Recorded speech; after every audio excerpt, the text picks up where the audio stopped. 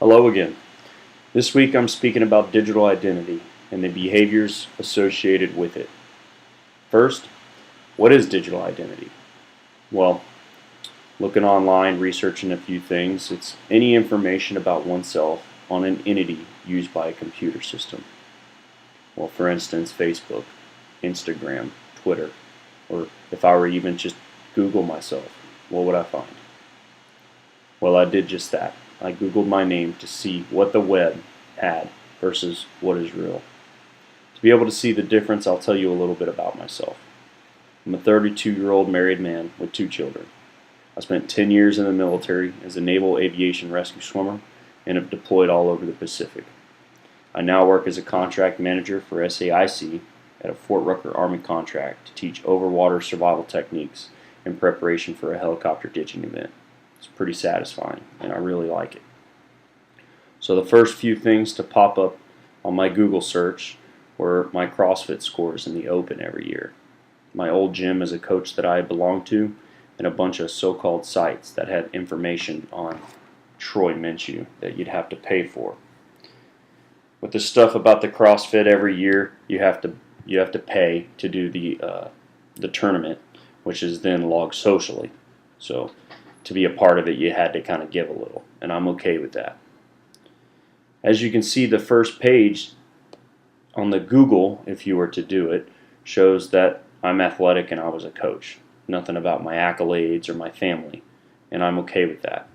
I first got into technology and social media when I was overseas, deployed.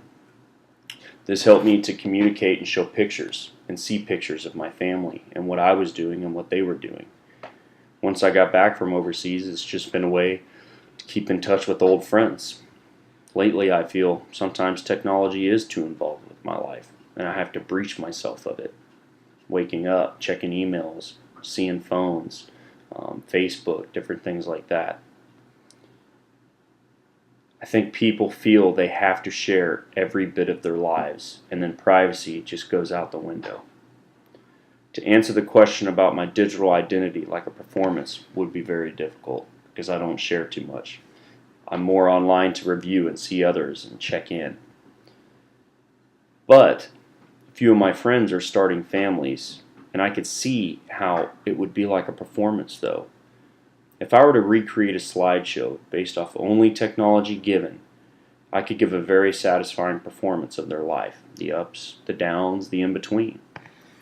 That is the biggest problem though, oversharing. I don't want anyone to know I don't have information. I don't want them to know that I have information that I have not given them. I've seen information used to hurt people firsthand. I don't want that for myself, for my wife, or for my children, or really anybody. There was a movie out just recently called The Circle, and it had talked about just that. Social technology used to govern. Now, it had also talked about people acting differently when they know they are being watched. No one wants to do wrong in front of people.